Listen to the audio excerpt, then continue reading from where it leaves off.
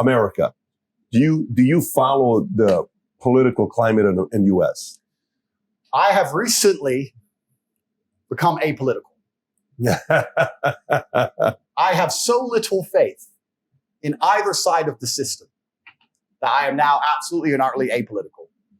I do not have any opinions on any of it. I'm an apolitical person because I feel like it's two sides of the same coin. That's my view.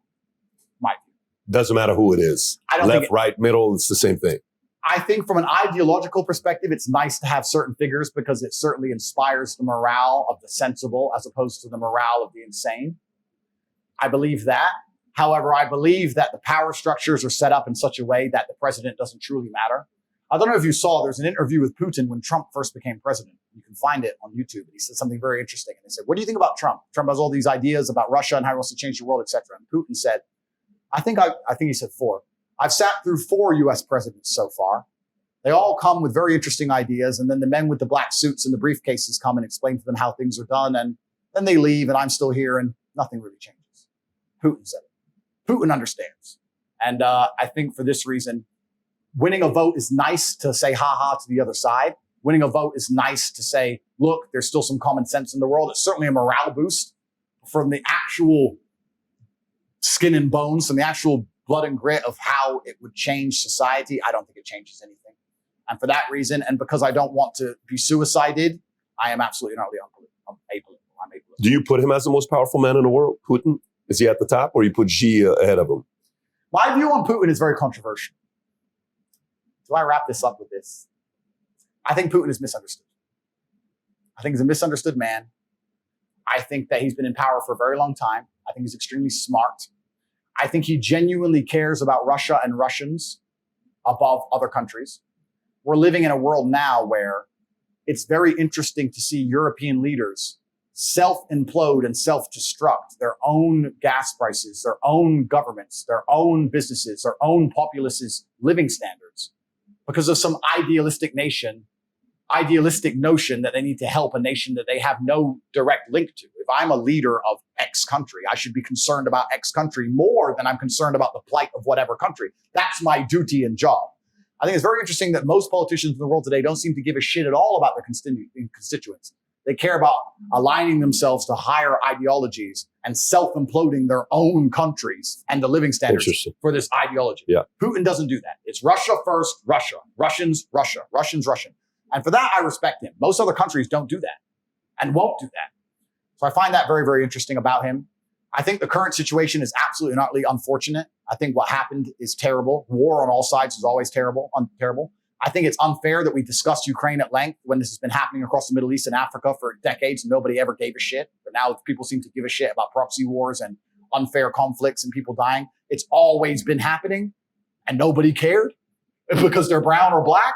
But now we care because they're white Europeans and their chicks are hot. So I think there's a degree of hypocrisy there. He's certainly not the bad guy everyone's saying he is. He has a point and his point is logical and it makes sense and he has a point to defend. And I think that to a degree he was forced into make the moves he was made. And do you have a unique perspective with Ukraine being a neighboring of your Romania and like Zelensky and Putin going back and forward? It is unique. Yeah. Like there's obviously good and bad on both sides. Nobody's completely innocent. And those are the worst kind of conflicts because when you have a good guy and a bad guy, it's simple, right? But life's never that simple. One guy A has some good points and some bad points. Guy B has some good points and some bad points. Innocents always suffer in the end. The people at the top don't even suffer. And it's really unfortunate. War's always been the same. World War II is the same. The generals sit and have dinner after millions have been massacred. It's unfortunate. And this is another thing I talk about, life as a man and status. If you get to become a general, you know, you can participate in the battle, but if you lose, you just surrender and you have to get to have a steak with the Russians and get to go home. If you're at the bottom, you have to die with an artillery shell. So it's all once again about status. It's really unfortunate, but I certainly think that Putin is definitely not a stupid man. And I think the narrative that they point that he's some madman is bullshit. He's not crazy. He's not a madman. He's a very logical actor with points that not many people know or consider or understand why he's doing what he does. But I respect that he believes in Russia and sticks up for Russians. And I think that any leader of any country should do that. I think I'm apolitical now, so I can't remember his name. But there was a recent president of the United States who said America first. And I think that anybody who prioritizes their own populace over the other populations of the world should do exactly that. I think that's their job. I think to do anything else is irresponsible. I think the Russians do it, the Chinese do it, the Indians do it. All the other superpowers to come are going to do that. And as long as you're in charge of a country and you decide to vacate the needs of your own populace to please some crazy ideology, wherever it will be, it makes you non-competitive. And on a long enough time frame, you're going to lose. And that's how empires fall. It would be very interesting if you were to have a sit down with this one president. They said America first. I don't know who you're referencing, but obviously I can't remember his name. I forgot. I know, but if it would happen to be interesting. If you enjoyed this video and you want to watch the entire podcast, click over here. And if you want to be connected with experts, influencers such as Kiyosaki, Tate, Connolly, Paul Menteri, myself, and others, download the app Minect, where you get a chance to connect with these folks by the minute. You get to buy the minute or have FaceTimes with them, 15 minutes, ask them any questions you may want to have. Download the app Minect and start connecting with influencers and experts today.